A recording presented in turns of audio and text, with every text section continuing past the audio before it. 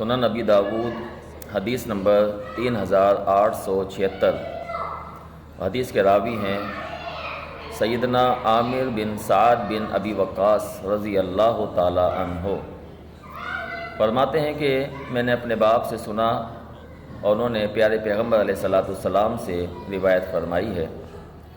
پیارے پیغمبر علیہ السلام فرماتے ہیں کہ جو شخص صبح عجوہ کھجور کے 7 دانے کھا لیتا ہے تو اسے اس دن نہ کوئی زہر نقصان دے گا اور نہ ہی کوئی جادو نقصان دے گا۔